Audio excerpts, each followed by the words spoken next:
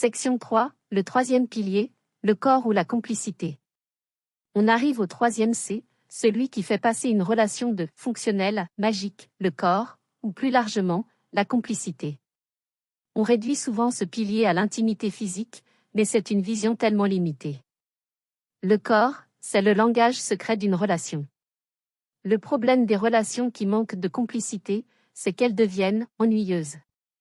Elles se transforment en gestion du quotidien.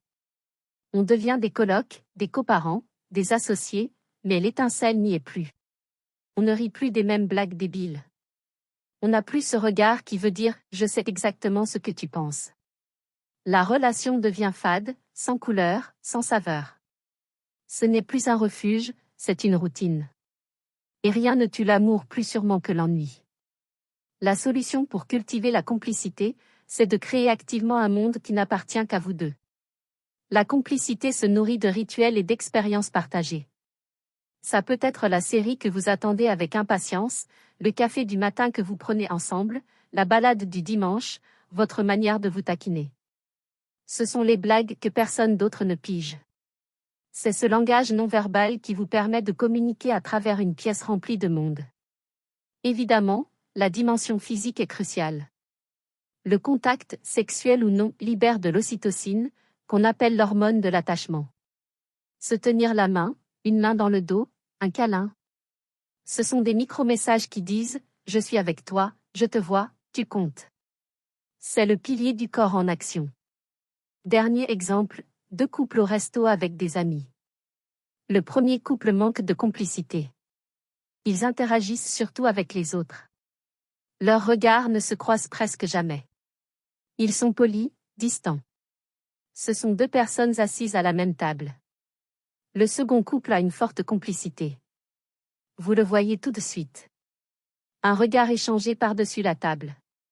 Un petit sourire quand l'un des deux raconte une histoire. La main de l'un qui cherche discrètement celle de l'autre. Ils ne sont pas coupés du groupe, mais ils vivent en même temps dans leur propre bulle, un espace invisible où leur connexion est palpable. C'est ça, la complicité. Le sentiment de former une équipe. La complicité, c'est le jeu, la légèreté, la joie. C'est ce qui fait que votre partenaire est aussi votre meilleur ami. C'est le pilier qui vous donne envie de rester, non par obligation, mais par pur plaisir. Synthèse et conclusion. Voilà donc le fameux triangle, la structure secrète des relations qui durent, la conscience, une communication honnête, le cœur, une confiance à toute épreuve, et le corps, une complicité pleine de vie. Les 3 sont liés. Sans communication, la confiance ne peut pas s'installer. Sans confiance, la complicité reste fragile et superficielle.